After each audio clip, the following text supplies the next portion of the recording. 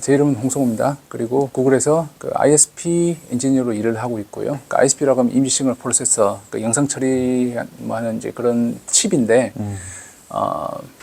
포토샵 아시죠? 네네네. 포토샵 보면 영상을 입력해가지고 그 밝기 조절하고 색감 조절하고 컨트롤 조절하고 샤프니 조절하고 이런 하드웨어 버전이라고 보시면 됩니다. 예, 그런 ISP의 이제 그 ISP의 화질이 잘 나오는지 안 나오는지 튜닝하고 평가하고 뭐 그런 일을 하고 있습니다. 구글에 이제 픽셀 폰이 있잖아요. 아세요 혹시 우리 고객님들? 네. 픽셀 폰이 있고 여기 들어간 카메라가 있고 여기 들어간 칩. 그러니까 뭐 퀄컴 칩도 있을 거고 삼성 엑시노 칩도 있을 거고 뭐 그 애플 같으면 M1 칩 이런 게 있는데 구글도 자체 칩이 있어요.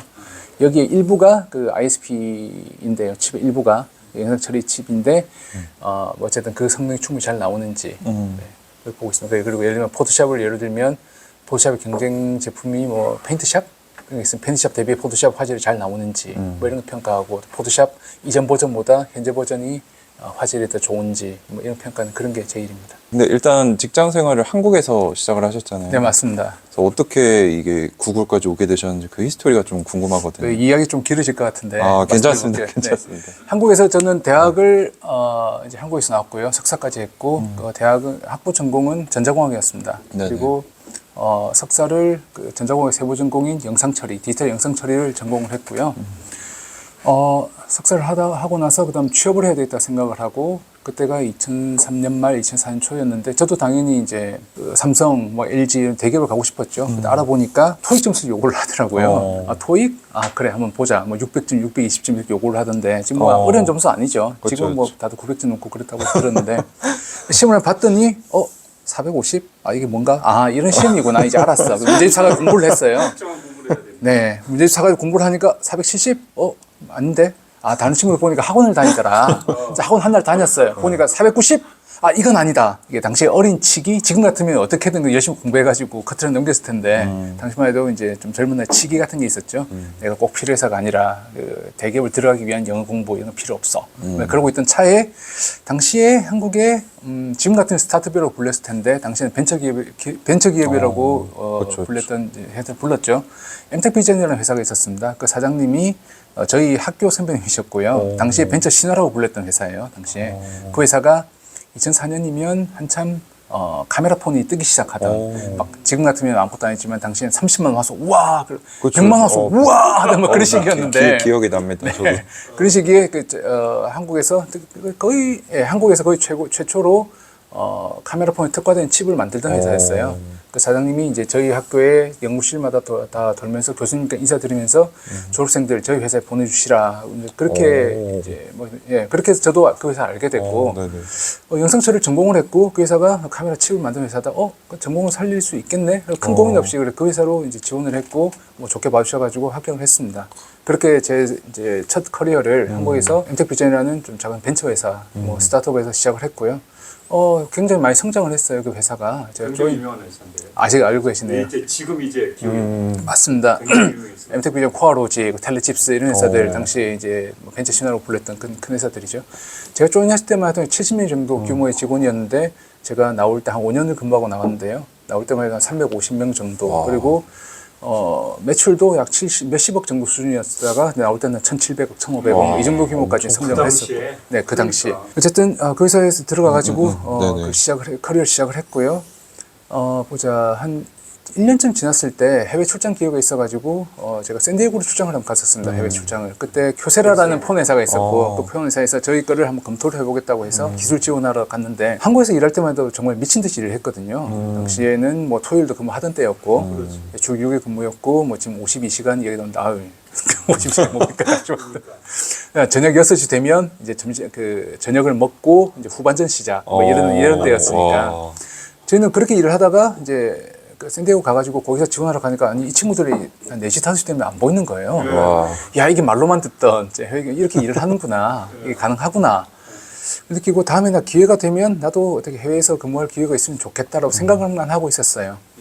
그러다가 한 2, 3년 더 지나가지고 저희 회사는 규모가 작기 때문에 뭐 주정을 내보내고 이런 기회가 없을 줄 알았는데 당시 저희 회사가 유럽에 있던 소니 에릭슨의 그 벤더로 선정이 돼가지고 뭐 그 납품하고 있었고 거기서 주제원을 보내달라는 요청이 와서 한 명을 보내기로 했습니다. 소니 엑슨 담당하던 친구를 이제 보내기로 했다고 그팀 미팅에서 매니저가 이야기를 하더라고요. 그때 처음 알았어요. 우리 회사도 이런 기획이 있구나. 그때가 2007년 초 정도로 기억을 하는데 그 미팅 끝나고 다시 사무실로 돌아가는 길에 제가 저희 매니저 찾아갔었습니다. 가가지고 다음에 저도 이런 기회가 있으면 저는 그런 기회를 좀 주시라 먼저 이야기를 했었어요. 그러니까 매니저가 그래 알았어 기억 뭐 알고 있을게라고 하더니 그의 말쯤에 저 따로 부르더니 캐나다의 블랙베리 당신 블랙베리가 아니었죠. 당시에는 리서치 모션 림이라는 회사였는데 림이라는 회사가 있는데 네. 여기서 우리 회사 그 ISP를 좀 검토하고 있다. 네가 맡아서 그 지원을 해가지고 우리가 밴드로 선정이 되면 주재원으로 나가서 너 기술 지원해라. 캐나다로 나가라. 이야기 하더라고요. 저는 정말 기회라고 생각을 했고 그부터 미친 듯이 정말 미친 듯이 일을 했어요. 정말 야, 이건 기회다. 대단하셔요. 예. 그래서 이제 뭐 밤늦게까지 일한 것만 당연하고 그쪽에서 요청하지도 않았는데 뭐 출장 가가지고 한 2달 정도 검토를 한다고 했는데 한 달 남짓은 한국에서 지원을 하고 나머지 마지막 한 2주 정도는 캐나다 가서 직접부터 지원을 하고 그러고 딱 돌아와가지고 보니까 문자 메시지가 와 있더라고요. 축하한다. 그러면서 오자마자 다시 가셨는데. 당시에는 김포공항이었나? 그쵸, 잘 기억이 안 나. 김포공항이었죠. 김포공항이었나? 예, 인천공항 아니었던 것 같은데. 돌아오니까 문자 메시지가 팀장한테 축하한다. 수고했다. 우리 밴드로 선정해서 메시지를 받았다. 그러더라고요. 그래서 이제 그 다음에 초에 캐나다로 주재원을 나가게 됐습니다. 그 블랙베리 당시에는 림이었죠. 그 기술 지원하러 나가게 됐고 가서 보니까 이 친구들이 카메라 팀을 이제 막 셋업을 했더라고요. 셋업 해가지고 센서 엔지니 한 명 있고 뭐 옵틱 엔지니 한 명 있고 뭐 몇 명 안 돼요. 잘 보니까 잘하면 여기 내가 일할 수 있겠는데. 네, 세계에서 가장 그 빨리 성장하는 회사 뭐 100위 중에서 1위로 그 리서치 모션이 뽑히기도 했고요. 네.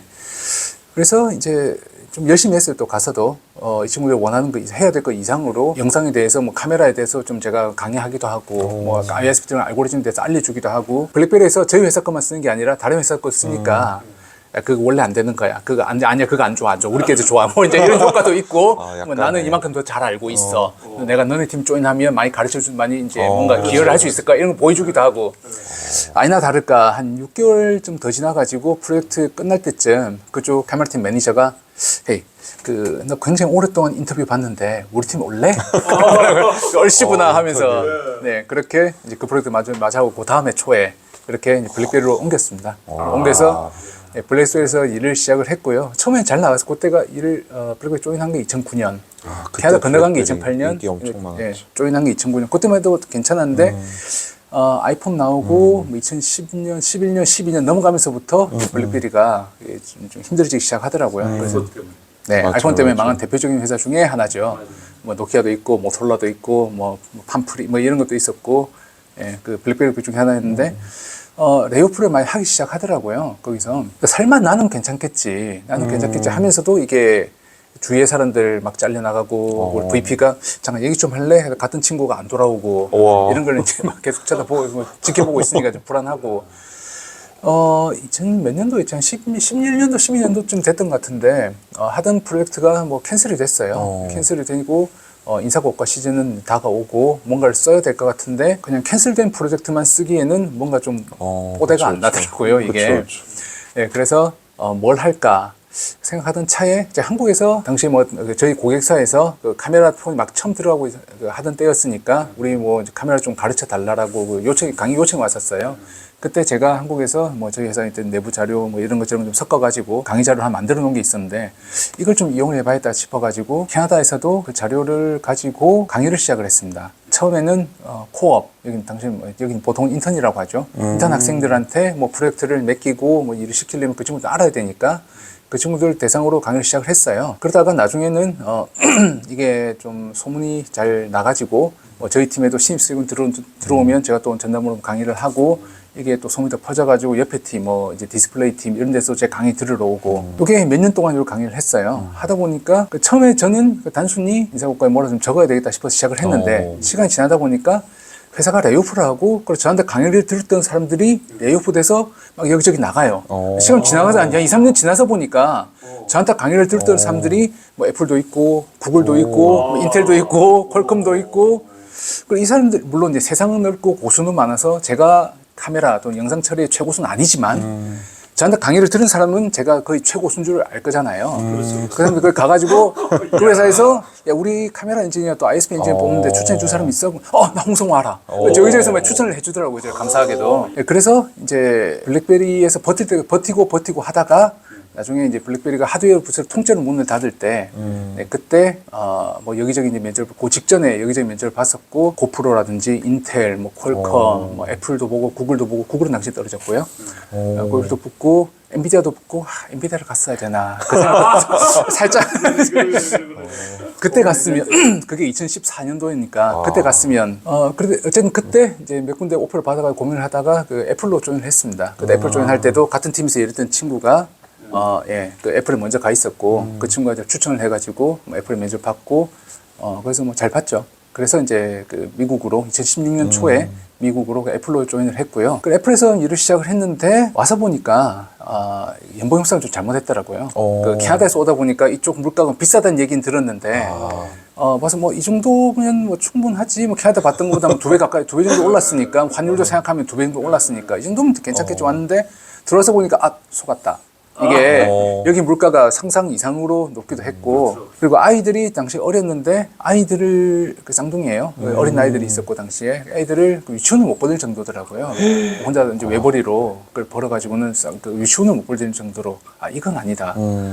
그럼 참고로 생각하기 위해서 요즘 기준으로 네. 애들이 쌍둥이 그 유치원 보내야 될 정도가 되면은 네. 한 달 가족의 생활비가 얼마쯤 들어가야 되니까 여기서. 대략 우리끼리 얘기하기로 한 25만 불 정도면 4인 가족 기준으로 25만 불 정도면 한국에 한 7, 8천만 원 정도 되지 않을까? 대략 그 정도 얘기하고 있습니다. 참고로 7, 8천만 제가 한국에 떠난 지 오래가 잘 모르겠지만 연봉 대 연봉으로 봤을 때 한 7, 8천만 원 정도 되면 뭐 아주 여유 있는 건 아니지만 그래도 애들 둘이 뭐 학원 좀 보내고 그리고 뭐 가족들 그래 1년에 뭐 한 번 정도 뭐 좀 괜찮은 휴가 내서 여행 가는 정도 뭐 이 정도 되지 않을까 보통 뭐 이제 한국의 연봉 7, 8천 정도면 여기가 한 25만 불 정도. 근데 5배, 4-5배 정도. 그럼 되면 근데 그럼 한국 1억 5천만 원 정도가 그럼 여기에 막 50만 불 받아야 되냐? 근데 그건 아니고요. 25만 불을 받다가 한 30만 불을 받게 되면 없던 여유가 한 5만 불 정도가 여유가 갑자기 생기게 돼요. 그래서 이제 이렇게 넘어가면 그때부터는 여유가 좀 확실히 생기긴 합니다.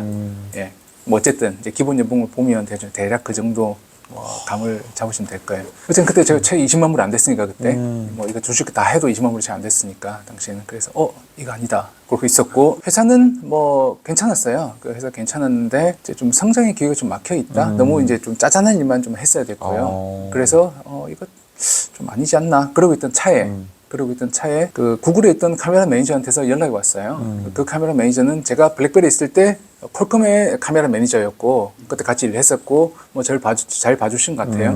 그분이 또 구글의 매니저로 옮겼고 저한테 제가 애플에 있을 때 저는 애플로 옮겼고 저한테 연락이 와서 이제 뭐 애플 잘 다니고 있는 거 아는데 혹시 구글에 우리 팀으로 올래라고 해서 또 올시구나 하고 이제 또 이쪽으로 옮겼죠. 그게 2017년 12월에 구글을 옮기게 됐습니다. 옮기게 됐고 구글에서도 블랙베리와 같이 일했던 친구가 구글의 이 팀에 먼저 와 있었고요. 그래서 이제 이 친구랑 뭐 잘 일을 하고 있었고 구글 만족하며 다니고 있었습니다. 애플과는 달리 구글에서 제가 조인해가지고 우리 이렇게 해봐야 되지 않을까라고 하니까 바로 이제 애플 같으면 꼭 그렇게 해야 돼? 그렇게 안 하면 안 돼? 라는 좀 이런 좀 워워워 이런 분위기였어요. 그게 이제 이해는 되는 게 워낙에 매출이 많고 그렇게 하지 않고도 뭐 잘 하던 회사이고 워낙에 또 팀도 많고 사람도 많고 하니까 개인 또는 팀의 롤이 굉장히 이제 세밀하게 디파인 돼 있어요. 제가 뭘 다른 걸 해보자고 하면 뭐 컨플릭이 생길 수도 있고 괜히 잘하고 있다 바꿨다가 문제가 되면 타격이 크니까 좀 워워 하는 거 매니저 입장 얘기가 되는데 개인적인 엔지니어 입장에서는 이렇게 하면 잘할 수 있을 것 같은데 나도 뭔가를 좀 더 적극적으로 기여를 해보고 싶은데 그런 게 많이 막혀 있으니까 그게 좀 아쉬웠는데 구글로 와서 내가 이렇게 해봐야 되지 않을까 하니까 제 매니저가 야, 그거 좋은 생각이야. 바로 그날 바로 구글 시트를 그게 입사 이튿날이야. 둘째 날이었어요. 둘째 날에 뭐 제안을 하니까 구글 시트를 보내더니 너네들 그 언제 누가 뭐 할지 집어넣어. 그러니까 제가 제안한 대로 집어넣어 가지고 바로 이제 내 목소리를 들어주네. 그러니까 제가 뭔가 좀 중요한 사람이 된 것 같고. 네. 그리고 물론 그 연봉 협상도 좀 잘했고요. 애플에서 이제 좀 힘들었습니다, 사실. 애플에 제가 모르는 애플 들어가 연봉 협상 잘 못해서 뭐 그게 주 이유긴 한데 구글에서는 이제 면접도 잘 받고 그때 뭐 연봉 협상도 좀 잘 하고 해가지고 연봉 협상하고 오퍼를 얼마 받겠다는 이야기를 듣고 집에 와서 그날 그 집안 실내 온도 1도 더 올렸어요. 우리 좀 따뜻하게 살아도 돼. 되게 검소하시네요. 그래서 구글에 들어와서 일 잘해서 재밌었어요. 일 잘했고 뭐 좋은 사람들 많이 만났고 그러고 있다가 그 나중에 뭐 연봉 체계 말씀드릴 기회가 있으면 말씀드리겠지만 네. 그 입사할 때 뭐 RSU라고 해서 주식을 왕창 줍니다. 그걸 이제 4년 동안 나눠주는데 그 4년 지나고 5년 차가 될 때 처음에 받던 게 없어지기 때문에 물론 매년 새로 받긴 하는데요. 처음에 받았던 것보다 좀 적고 뭐 해서 1년차, 2년차, 3년차, 4년차 올라가다가 토탈 컴pen세이션, 그러니까 총 연봉을 다 따지면 보너스랑 다 따지면 올라가다가 5년차 때 이게 뚝 떨어져요. 많은 경우. 그래서 저도 한 3년 반 정도를 일을 하고 예. 내년 어떡하지? 그러고 있던 차에 그때가 2021년이었죠. 네. 한참 뭐 이제 코로나 이후에 빅테크에서 그 엔진의 몸값 높아지고 할 때 메타, 그러니까 당시에는 페이스북이었죠. 그 연락이 왔었어요. 그때 구글에 있던 제 블랙베리에서 같이 일했던 구글에 있던 친구가 또 메타로 옮기기도 했고요. 애플에서 같이 일했던 데동료가 그 메타에도 카메라 매니저로 가 있더라고요. 둘이서 얘기하다가 너 홍성호 알아? 너 홍성호? 나도 알아. 야, 우리 데리고 오자. 이렇게 돼가지고 연락이 와서 이제 메타로 또 바로 옮겼습니다. 그때. 네, 그래서 3년 반쯤 이제 구글에서 일을 하고 그 메타로 옮겼고요. 메타로 가서 일했는데 재밌었어요. 네, 메타가 아무래도 이제 SNS 그 기반 회사다 보니까 제가 뭐 좀 하겠다. 이거 해보자. 우리 해보자. 그러면 그래. 막 그 사람 좋아요 눌러주고 막 이러고. 재밌었죠. 블랙베리에서 강의를 했다고 했잖아요. 카메라 강의를.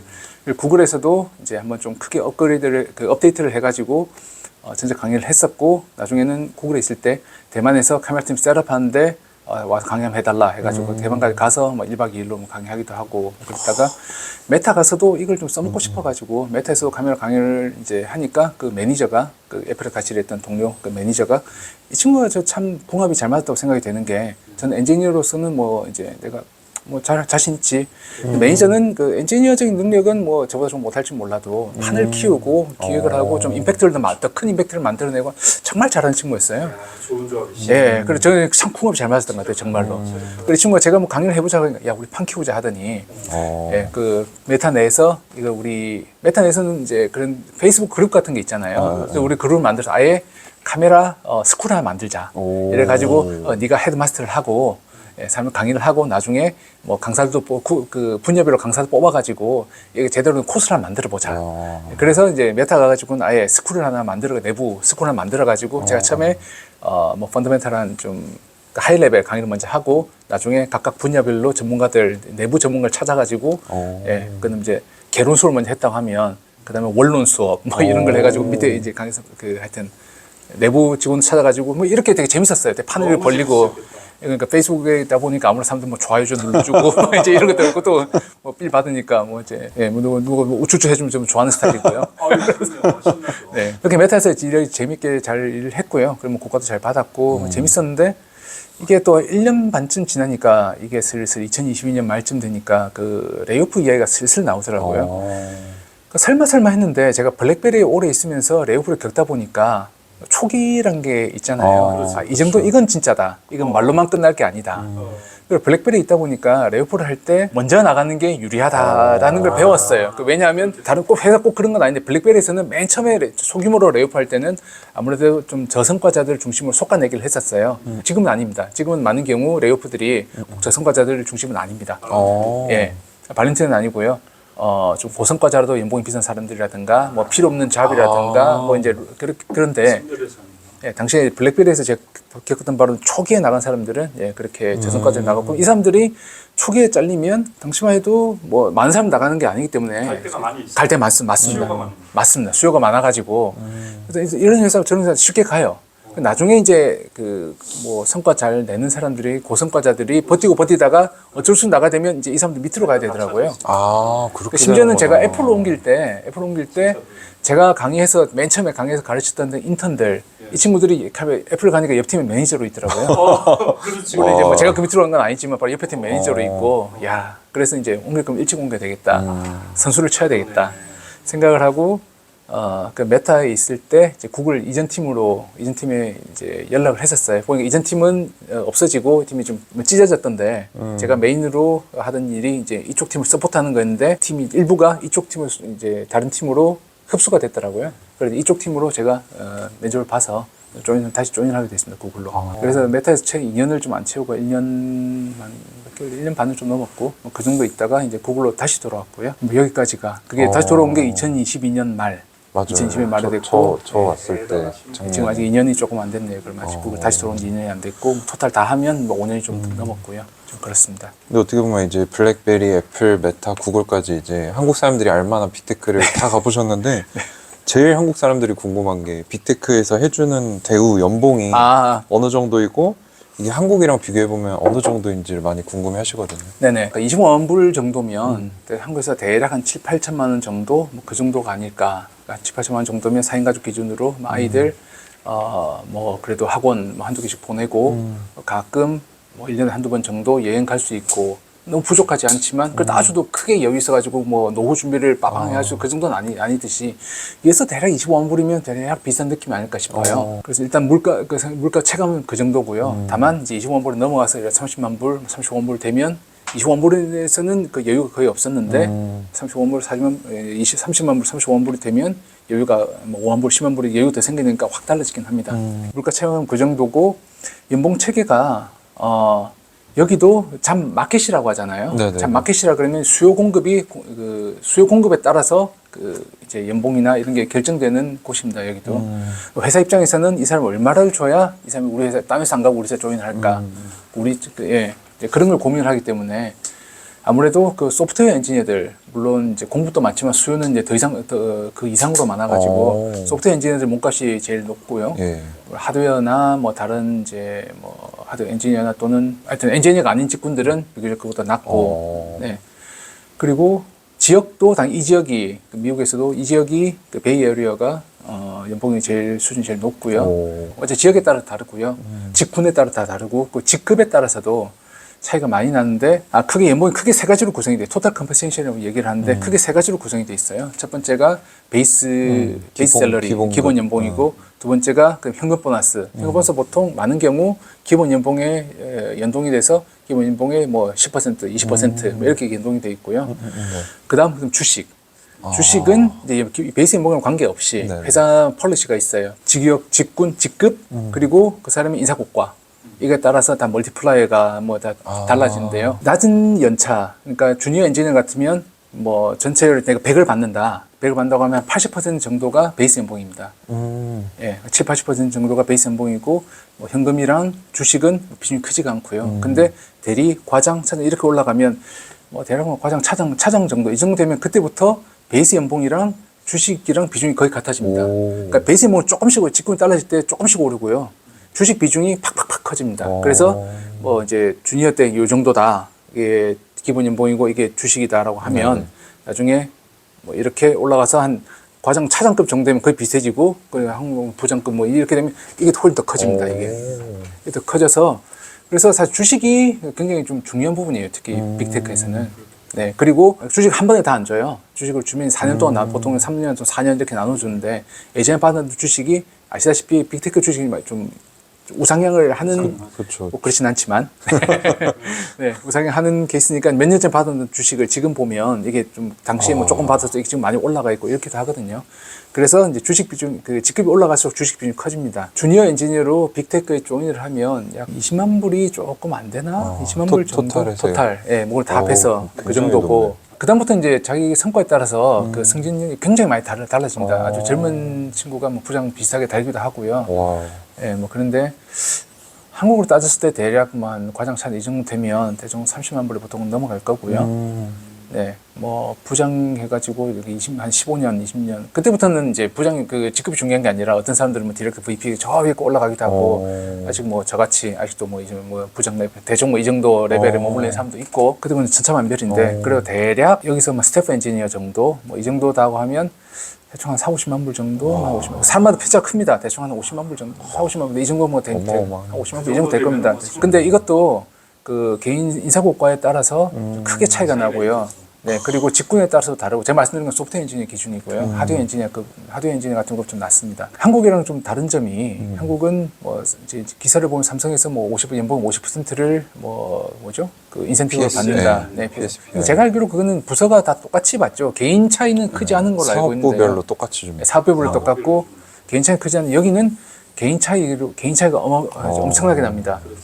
메타 같은 경우 인사고가 7단계로 나눠져 있어요. 인사 7단계 나눠져 있고 밑에 2단계는 뭐 그냥 사실 그 회사를 나가는 소리고 이거 받으면 멀티플라이가 곱하기 0입니다. 얼마 좀 기준인데 0을 주고 주식을 하나도 안 줘요. 예. 그리고 요거가 여기 같으면 0.85 중간을 받으면 곱하기 1.0 그 위를 받으면 곱하기 1.25 1.65 제일 좋은 고가를 받으면 2.5 근데 이 기준이 얼마냐 하면 스태프 엔지니어 같은 메타의 스태프 엔지니어 같은 경우 그 기준이 얼마냐 하면 27만 불이 돼요. 27만 불 곱하기 2.5를 하면 와. 집하시면 대가 10억인 환율까지 생각하면 10억 정도 되죠. 1년에 그만큼 줍니다. 와. 그러니까 같은 레벨이라도 같은 직군에 같은 레벨이라도 같은 사무실 일하는 사람이라도 못 받으면 0. 그러니까 기본 연금만 받는 거예요. 뭐 20만 불 남지 기본 연금만 받는 거고 이걸 받으면 10몇억을 받는 거죠. 이 정도 차이가 나기 때문에 이건 뭐 보통 얼마 받는다고 말하기가 힘듭니다. 그래도 뭐 대충 중간으로 따지면 아까 말씀드렸던 뭐 빅테크 같은 경우에 한 50만 불 정도 이쪽 저쪽 뭐 대략 뭐 이 정도. 그 인사고가는 그러면 굉장히 객관적으로 평가가 되나요? 메타랑 애플이랑 구글 공통적으로 자기가 일단 간단히 평가를 하고요. 그게 간단히 뭐 글로 쓰건 나는 점수가 이 정도예요. 내 점수를 자기가 매기건 자기가 자기 평가를 하고 그다음 동료 평가를 받습니다. 피어 리뷰라고 피어 리뷰를 받고 그에 따라서 매니저가 최종적으로 봐가지고 매니저가 이제 제안을 하고 그거를 이제 매니저끼리 모여서 어느 정도 그 캘리브레이션을 하고 뭐 이런 과정이 이제 그는 뭐 빅테크 다 공통인데요. 이게 그래도 자기 같이 일했던 사람들한테는 써달라 그러면 다 좋게만 써주지 않을까 싶은데 보면 그 맞아요. 근데 뭐 크게 특별하지 않은 이상 되게 뭐 이제 되게 안 좋게 쓰는 경우는 흔치는 않은데요. 그래도 누가 봐도 저 사람 참 일 잘하는 사람이다. 누가 봐도 좀 부족하지 않나 싶은 사람 이게 다 걸러지더라고요. 근데 희한하게 다 걸러지더라고요. 이거 그러니까 애플도 그렇고 뭐 메타도 그렇고 구글도 그렇고 그걸 보면 참 인사고가 시스템은 잘 돌아가는 것 같아요. 그리고 거기에 따라서 보상이 이제 워낙 차이가 나니까. 이게 장점은 물론 이제 이것 때문에 모티베이션이 주어지는 거는 그 장점이긴 한데 단점이라고 보면 인사고과에 유리한 일만 좀 하려고 하고 좀 비저빌리티라고 하죠. 실제 내가 뭐 중요한 일을 뭔가를 만들어내는 것보다 윗사람들은 좀 나를 좀 잘 보일 수 어필할 수 있는 네 맞습니다. 그쵸. 네 그런 일들만 좀 하려고 하고 회사마다 그런 게 좀 없지 않더라고요. 그런 건 난 단점이기도 하고 좀 그렇습니다. 네, 어쨌거나 말씀을 잘 해주셨는데 네. 그 여러 곳에 옮겨 다니셨던 비결을 아까 어느 정도 저희가 듣긴 했는데 이제 직접 한번 비결을 말씀해 네. 주신다면 딱 한마디로 말씀드리면 비결 딱 2가지 말씀드릴게요. 하나는 첫 번째는 이제 인맥. 그 인맥이 근데 한국에서 인맥이라고 하면 좀 좋은 의미로 들리진 않는데 근데 아까 말씀드렸듯이 네. 제가 이제 추천을 계속 받았고요. 그래서 인맥이 첫 번째고 두 번째 이제 퍼스널 브랜딩. 그러니까 제가 강의를 했다고 했잖아요. 강의를 하면서 제가 뭐 처음부터 제가 목표했던 건 아니지만 시간 지나서 보니까 이게 알게 모르게 이쪽은 많이 신의 한 수가 되네. 그게 알고 보니까 그런 신의 한 수가 됐습니다. 맞아요, 특히 이제 저는 레이오프 때 지나고 나서 보니까 생각지도 않게 위기는 기회다라고 저는 이제 레이오프 때 그냥 뭔가를 좀 해야 되겠다 싶어서 했더니 많이 좋게 봐준 거죠. 특히 다른 사람들 레이오프 하고 하면 일이 손에 안 잡히잖아요. 그런 시기에 제가 뭐 뭔가 이제 안 하던 걸 뭔가를 익스트라로 뭔가 안 하던 보통 사람 여기서 뭐 이제 하던 일도 잘 안 할 텐데 저는 뭔가를 다른 걸 좀 더 알아서 시도를 해본다고 하니까 좋게 봐준 것 같아요. 그런 사람들이 여기저기 이제 뻗어 나가가지고 이 회사 저 회사 가 있다 보니까 이제 그리고 그게 또 구글에서도 제가 강의를 하고 메타에서 크게 강의를 하고 하니까 이쪽 지역에 뭐 그래도 뭐 좀 자랑삼 말씀드리자면 이쪽 카메라 하는 사람들의 제 이름이 어느 정도는 뭐 알려져 있습니다. 그래서 이직할 때 뭐 이제 돈 많이 받았고요. 그래서 그런지 설명을 잘하십니다. 너무 잘해 주셔서 고맙습니다. 간결하게. 이게 진짜 저희가 잘 몰라서 그렇지 레이오프 돼서 사라지는 사람들 진짜 많거든요. 정말 많습니다. 진짜 살아남으신 분들 중에서도 고수 중에 고수세요. 이게 한국에서는 인맥이 이제 부정적인 의미로 많이 쓰이는 게 내가 이 사람을 알기만 하면 실력과 관계없이 뭐 내 대학 후배다 또는 뭐 이제 내 아는 사람 뭐 이제 뭐 자녀다 이렇게 뭐 뽑아주고 밀어주고 뭐 이제 이래서 그 문제가 되는 것 같은데 여기는 제가 봤을 때는 이제 실력은 당연히 있어야 됩니다. 근데 다만 내 실력을 보여주기 위한 기회를 잡으려면 인맥이 없이는 쉽지가 않더라고요. 이건 제가 코로나 팬데믹 전에 들은 얘기인데 구글에서 한 1년에 한 2,000명 정도를 뽑는다. 뭐 그런 시기에 보면 이력서가 한 200만 장 정도가 들어갔대요. 그러니까 1000대 1입니다. 단순 계산하면 1000대 1이에요. 1000대 1에서 내가 그냥 그 회사 홈페이지에 지원을 해가지고 하이링 매니저가 내 이력서를 저도 보고 연락을 줘서 최종 인터뷰까지 가가지고 경쟁을 물리치고 내가 뽑힌다? 힘듭니다. 힘들고 근데 내부 직원 추천이 있으면 그러니까 아무래도 회사에서 같이 일해본 사람이 저 친구랑 저는 일해봤는데 우리 정말 잘해 우리 같이 데려가 꼭 일해야 돼라고 하면 이제 인터뷰 몇 가지 프로세스가 몇 가지 프로세스 건너뛰고 바로 최종 면접으로 오기도 하고 좀 그래요. 맞아. 뭐 제가 그 케이스였고요. 네. 그래서 이제 그렇게 가면 물론 이제 인터뷰 자리까지 가면 거기서는 이제 하이링 매니저가 뭘 할 수가 없어요. 뭐 VP 정도 되면 그래도 할 수 있을지 모르겠지만 이게 뭐 팀 매니저 정도 돼가지고는 뭐 할 수 있는 게 없고 다만 이제 불러오는 것까지는 매니저가 할 수가 있습니다. 그래서 가면 이제 그때부터는 제 실력을 보여줘야 돼요. 그래서 제가 말씀드린 실력을 보여주기 위한 기회를 잡으려면 인맥이 뭐 거의 필수적이다. 뭐 100, 네, 그렇지 않은 경우도 있습니다. 있긴 하지만 쉽지는 않고요. 예. 그래서 저 같은 경우는 그래서 뭐 저도 알게 모르게 같이 일했던 좀 블랙베리에서부터 같이 일했던 친구들 또는 이제 그 뒤에 블랙베리도 그렇고 구글 뭐 이제 메타 다니면서 진짜 다 그런 일 연계로 해서 지금도 맞습니다. 여기까지 오신 거예요. 맞습니다. 예, 그래서 이제 구글에서 제가 구글로 다시 돌아올 때 그 메타 갔다 구글 다시 돌아올 때 이제 매니저는 이제 다른 회사에서 온 지 얼마 안 된 분이더라고요. 그분이 이제 그분이랑 그 면접을 보는데 그분이 좀 이제 웃으면서 이야기를 하더라고요. 너 그 인터뷰어 그러니까 면접관 구하는데 힘들었다. 다들 면접관 이제 홍성호 그 면접 보라고 하면 나 그 친구 너무 잘 알아서 안 될 것 같아. 내가 면접 보면 안 될 것 같아. 다들 사용하더라고. 너무 잘 아니까 개인적으로 잘 아니까 젊은 좀 잘 알고 하니까 예. 뭐 이제 제 바이어스가 생긴다는 거죠. 바이어스 생기니까 내가 해봐야 뭐 자랑입니다만 내가 면접 봐봐야 뭐 좋은 점수 나올 거니까 공정에 보려면 다른 사람을 섭외해봐라 이렇게 해가지고 밀관과가 힘들었다고 그 얘기 그거 하더라고요. 자체가 네. 이벨루에이션을 끝내주게 해주는 바로미터가 된 거네요. 그렇게 됐습니다. 그래서 뭐 돌아올 때도 뭐 자랑입니다만 그 구글로 돌아올 때도 면접 뭐 잘 받고 그래서 뭐 협상도 뭐 잘했고 그리고 뭐 세게 질렀고 잘 받고 들어왔습니다. 그래서 박수. 진짜 박수를 쳐야 될 것 같아. 근데 진짜 말씀하신 대로 이게 퍼스널 브랜딩이랑 적극적인 모습이 진짜 필요한데 그러니까 우리나라 직장에서 약간 나서는 거 나댄다고 싫어하고 약간 이런 게 제가 전에 한번 대학생들 이렇게 구글 한번 찾아와가지고 네, 얘기를 네. 하다가 그 친구가 물어보더라고요. 살면서 되게 잘한 게 뭐가 있냐 이 사람 말해달라고. 제가 그때 좀 생각 조금 하다가 말했던 게 누가 해볼래? 라고 했을 때 하겠다고 한 거. 손 딱 들고 맞아, 하겠다고 한 맞아. 거. 그래서 아까 말씀드렸듯이 첫 번째 회사에서 제가 미팅 끝나고 주재원 이제 누구 보내기를 하고 미팅 끝나고 돌아갈 때 매니저한테 가서 다음에 그런 게 있으면 제가 먼저 찾아가서 다음에 그런 게 있으면 저 보내주시라고 먼저 가서 이렇게 하니까 그 매니저가 기억하고 있다가 뭐 이제 반년쯤 뒤에 기회가 생겼을 때 저한테 기회를 준 거죠.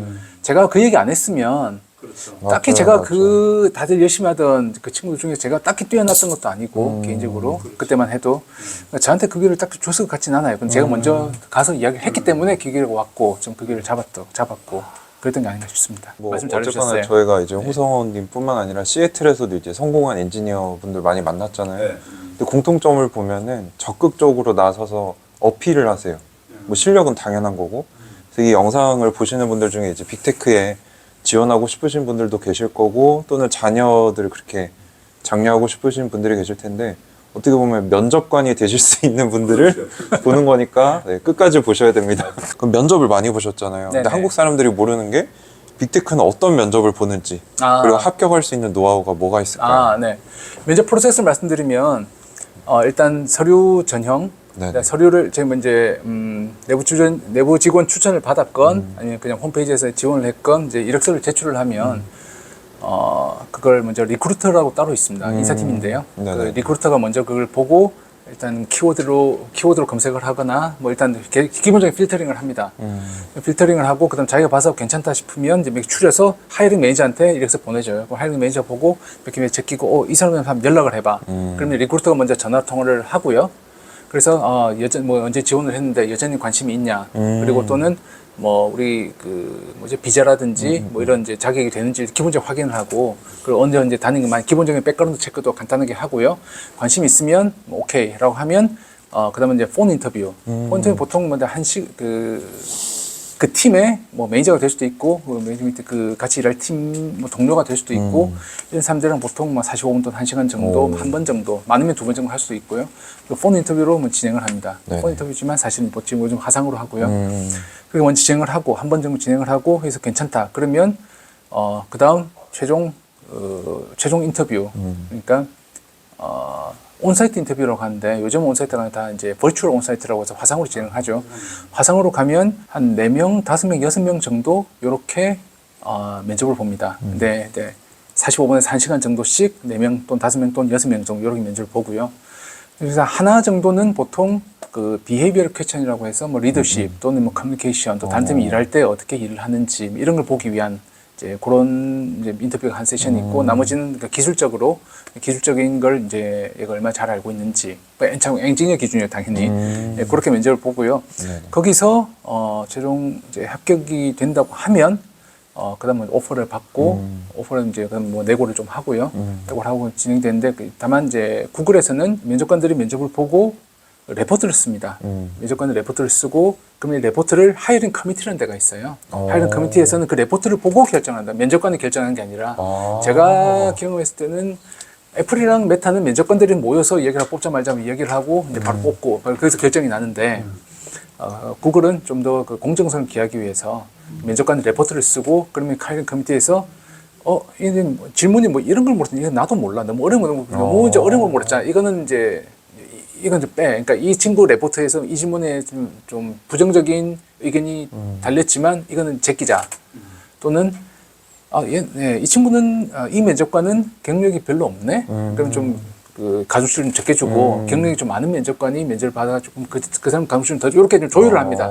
그래서 이제 객관적으로 이제 거기서 평가를 하는 거고요. 네, 어쨌든 뭐 그 과정을 거쳐서 이제 오퍼에 사인을 하게 되면 이제 입사를 하게 되는 겁니다. 이제 기본적인 과정 그래서 그 서류 그다음 이제 리크루터는 기본적인 통화를 하고 그다음 폰 인터뷰 그다음 이제 최종 온사이트 인터뷰가 되고요. 온사이트 인터뷰를 하고 그다음 뭐 이제 오퍼 그 내고가 있고 뭐 사인하면 그럼 이제 조인하게 되는 거죠.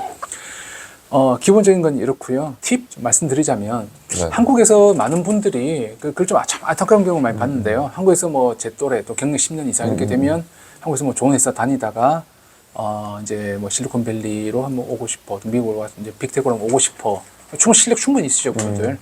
그래서 그분들 경력은 10년 이상 이렇게 되시고 하면 물론 이제 빅테크에도 아는 분들 많이 계세요. 그래서 그분들 생각에 일지망 뭐 애플, 구글 뭐 이런 회사들 먼저 면접을 보려고 하세요. 그러면 경력 그 정도 쌓이면 이제 이런 회사 아는 분을 뭐 이제 같이 일했던 사람만 있으니까 지금 추천 뭐 어렵지 않게 받을 수 있습니다. 근데 문제는 그렇게 한국에서만 일을 하시다가 이렇게 직원 추천 받아가지고 애플이 구글이고 이제 면접 보시게 되면 준비가 안 돼 있잖아요. 그러니까 많은 경우 쉽지가 않으세요. 영어로 인터뷰 본 경험도 없을 뿐더러 인터뷰 아무래도 한국에서 큰 회사 다닌 분들이 삼성, LG 다닌 분들이 면접을 얼마나 많이 보셨겠어요. 예, 면접 볼 경험도 없고 하니까 그분들이 이거 봐가지고 보통 안 되는 경우가 많습니다. 이걸 비유를 들면 모의고사 한 번 안 보고 수능을 봐서 나 서울대 갈래. 좀 이런 느낌. 제발 모의고사를 좀 보시라. 좀 뭐 그래서 붙어도 안 갈 만한 회사가 있을지 모르겠지만 어쨌든 뭐 그런 회사라도 있으면 연습 삼아서라도 연습을 좀 보시. 처음부터 일지망, 뭐 그건 안 되면 이지망 이렇게 하지 마시고 하여튼 경험을 좀 쌓고 트라이 해보시라. 그럴 경우 확실히 올라갑니다. 일단 그 말씀을 먼저 드리고 싶고요. 그다음 팁이라고 하면 또 여러 가지가 있죠. 뭐 자랑입니다만 인터뷰 성공률이 높습니다. 처음부터 높았던 건 아니고요. 네네네. 처음에 저도 많이 떨어졌어요. 그러니까 많이 떨어지고 저도 경험을 이제 블랙베리 어려우니까 당시 블랙베리 있을 때 어려우니까 여기저기 면접을 보다가 많이 떨어지고 하다가 이때 이렇게 답을 했어야 되는구나. 예, 그 부부 싸움도 이제 하다 보면 밤에 잘 때 내가 이렇게 받아쳤어야 되는데 뭐 이런 것도 생각이 나잖아요. 그 면접도 딱 보고 나서 이때 내가 이렇게 답을 했어야 되는구나. 예. 또 요즘 이런 거 많이 물어보네. 이분을 내가 알고 있다고 생각했는데 설명하려고 그러니까 내가 정확하게 잘 구멍이 좀 있었네. 자기 구멍을 발견하기도 하고. 그래서 이제 면접을 많이 보시면 그런 것들이 확실히 많이 이제 개선을 할 수가 있습니다. 그래서 저래서 면접을 많이 보다가 보니까 몇 가지 팁이라고 요것만 해도 사실 이제 1시간 넘게 이야기를 드릴 수가 있는데요. 일단 한두 가지 간단하게 이제 팁을 드리려고 하면 보자. 자기가 모르는 게 나왔을 때 기술 면접에서 모르는 게 나왔을 때 많은 분들이 솔직하게 대답을 해야지 모르는 거 안다고 하면 안 되죠. 네, 그러니까 잘 모르겠습니다라고 하고 끝나요. 또는 이제 내가 여기까지는 아는데 뭐 자세히 모르겠어요. 또 여기까지 말고 끝나요. 뭐 거짓말한 거 아니니까 모른다고 해야죠. 뭐 나쁘지 않은데 나중에 이거를 조금 더 잘할 수 있는 방법이 없을까 생각하다 보니까 자 먼저 면접을 할 때는 마음가짐이 면접은 자기 자랑해보라고 멍석 깔아주는 자리입니다. 여기서 절대 겸손하면 안 돼요. 다른 때 겸손하더라도 절대 면접 자리에서 겸손하면 절대 안 됩니다. 예. 자 그리고 면접관은 어떤 사람을 뽑으려고 하냐면 같이 뽑았을 때 같이 일을 할 만한가 이 사람을 뽑으려고 해요. 물론 이제 이 후보자가 내가 정말 실력이 뛰어나서 들어가서 같이 많은 기여를 할 수 있으면 물론 이 사람 같이 일하고 싶겠죠. 근데 제가 모든 걸 다 알 수는 없고 면접관 입장에서 이 사람 내가 이 사람 그 후보자가 들어왔을 때 이 사람 배울 건 배우고 또는 이제 협업을 해야 되니까 내가 가르쳐 줬을 때 얼마나 잘 이해를 하느냐 이런 것도 봐야 돼요. 또는 이제 특히 주니어 엔지니어라면 저기 배우려는 자세가 돼 있는가. 면접 자리에서 암만 아니 이걸 툴라나 저는 적극적으로 자기 개발에 진심이고요. 적극적으로 배울 자세가 돼 있습니다. 백분 말로 소용없어. 누군 다 그렇게 얘기를 해요. 근데 뭐 물어봤을 때 모르는 게 나온다. 저는 어떻게 했냐면 노트를 가져가지고 여기까지는 잘 모르겠습니다. 그럼 노트를 딱 펴고 혹시 가르쳐 줄 수 있으세요? 라고 물어봐 받아 적을 준비를 해요. 눈 초롱초롱하고 여기다가 뭐 동해물과 백두산이 적어도 상관없어요. 근데 우선 뭔가 받아 적을 준비를 하고 이게 100번 나는 뭐 자기 개발에 진심에 배울 자세가 돼 있어 100번 말로 하는 것보다 매니저라도 이런 사람 그렇죠. 노트 펼쳐 직접 보여주고 받아 적고 이게 이제 정말 중요하지 않은 이런 자세 보여주는 게 특히 주니어라면 제가 경력자도 마찬가지고요. 주니어라면 배울 자세가 됐다는 보여주고 그래 오늘 하나만 이거만 해도 대단한 노하우를 주셨어요. 그리고 이런 사람이면 그 가르쳐 알려줘서 잘 알아듣네 발효 잘 돼 있네 그럼 같이 뽑아서 같이 일하고 싶지 않겠어요? 네. 그렇죠. 예. 그리고 이게 나중에 또 지나서 보니까 면접 보다 보니까 이게 생각 외로 또 다른 효과가 있었는데 말씀드렸듯이 면접이 백투백으로 진행이 되잖아요. 이 면접관을 보고 그 다음 면접관 또 들어오고 해요. 이 사람들은 이 후보자 뽑아서 프로젝트에 투입을 했을 때 같이 일할 만한가를 보는 사람들이에요. 그 물어본 질문 중요한 질문이면 질문이 또 나옵니다. 그 다음에 또 나와요. 그래서 처음에 몰랐으면 모른다고 했으면 오케이 넘어가자. 두 번째 질문 또 나와서 또 모르잖아요. 또 모른다고 될 게 처음에 물어봤으면 그 면접관은 물어봤는데 뭐 모르긴 하지만 뭐 적극적으로 배우려고 하더라. 물어봤으면 이제 그다음 내가 면접관이 가르쳐줘서 내가 배웠다.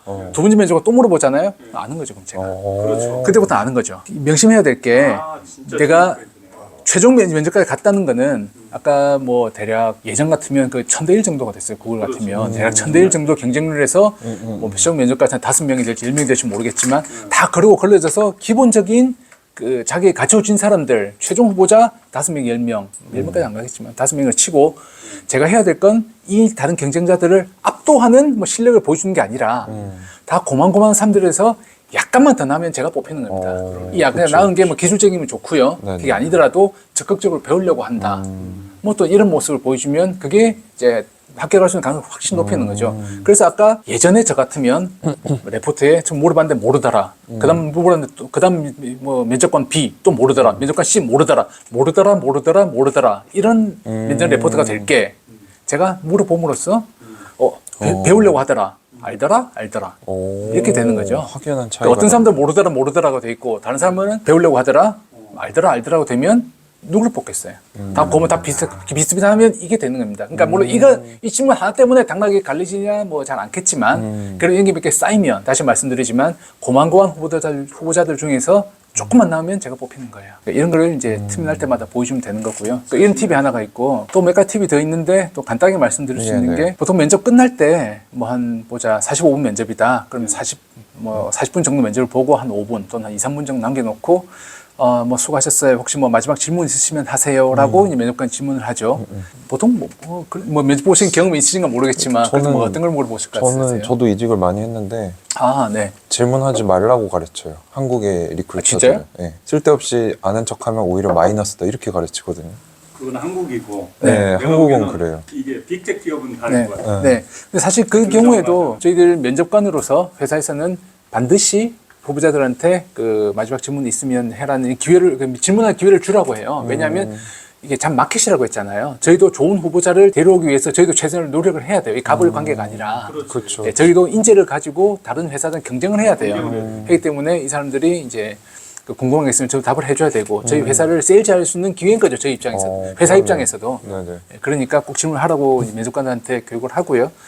근데 면접관도 사실 이때 뭐 크게 기대를 하지 않아요. 보통 자기가 레포트 쓰다가 딱 닫고 이제 질문 있으면 해봐라고 이제 이렇게 되는데 그래서 면접 많이 보다 보니까 이때 물어보는 질문이 좀 마땅치가 않아요. 그 조직이 어떻게 돼 있냐 뭐 이것도 한두 번 물어볼 수 있는데 뭐 5명을 보는데 5명 똑같은 질문 하기도 좀 그렇고 그렇다고 뭐 여기서 딱히 뭐 나를 뭐 차별화할 수 있는 질문이 뭐가 없을까 싶지는 않았는데 하나 생각을 한 게, 저는 이 질문 참 괜찮다고 생각을 하는 게, 이 면접이 잘 진행이 돼가지고, 이 회사에 조인을 하려면 한 2, 3개월 정도 걸릴 것 같습니다. 그때까지 제가 뭘 준비하면, 이제 팀에 들어와서 이제 이제 프로젝트에 일을 하는데 도움이 될까요? 라고 하고 또 한 번 노트를 펴고, 받아적으로 준비를 하는 거죠. 이제 또 두 가지 효과가 있는데요. 첫 번째는 다시 한번 제가 적극적으로 배우려고 하는 자기의 진심이다. 100번 말로 하는 것보다 이게 더 중요할 거고요. 이걸 진짜 모습을 보여주는 게 하나 될 수가 있고, 또 두 번째는 만약에 그 인터뷰 도중에 제가 이 후보자가 뭐 이 부분이 조금 부족하다고 생각되는 게 있으면 그걸 말해줄 확률이 높아요. 어느 면접관에 수고했는데 앞으로 이 부분을 조금 더 이제 공부해 오면, 좀 리서치를 해 오면 좀 도움이 될 것 같아라고 아마 내가 부족하다고 싶은 부분에서 그걸 말해줄 거예요. 그래서 그 자리에서 곧바로 면접에 대한 피드백을 간접적으로나마 들을 수 있는 기회가 될 수도 있어요. 그렇네요. 그래서 만약 이게 진짜 내가 부족한 부분이었다고 한다면 다시 한번 혹시 뭐 그 사이트라든지 뭐 논문이라든지 이런 거 알려줄 수 있으시냐고 또 한번 받아 적은 거죠. 이렇게 다시 한 번 더 끝까지 마지막까지 한 번 더 끝까지 한 번 더 이제 적극적으로 배우려는 모습을 보여줄 수도 있고, 또는 이제 그게 만약에 내가 딱 모르는 부분이 아니었는데 설명을 제대로 못하고 넘어갔다라든가 시간이 없어서 뭐 내가 하여튼 설명을 잘 못하고 넘어갔다고 한다면 그때 마지막으로 짧게나마 좀 뭔가를 좀 메이크업 할 수 있는, 그때 잠깐 얘기했었죠 우리. 근데 제가 그게 너무 간단하게 넘어갔는데 요 조금만 마지막에 한 1분 조금만 더 설명해 볼게요 하라고 뭔가 조금 더 보충 설명할 수 있는 이 기회를 잡을 수도 있고요. 굉장히 탁월한 노하우를 공유해 주셨네요. 그러니까 이게 다시 말씀드리지만 후보자로서 제가 해야 될 건 다른 경쟁자를 압도하는 게 아니라 조금만 나오면 됩니다. 물론 이제 제 입장에서는 다른 경쟁자가 어떻게 할지 모르죠. 그걸 제가 컨트롤할 수 없고, 제가 해야 될 건 어제의 나보다 예전에 나 같으면 이렇게 했겠지, 그보다는 좀 잘하면 확률이 이제 확 올라가는 거죠.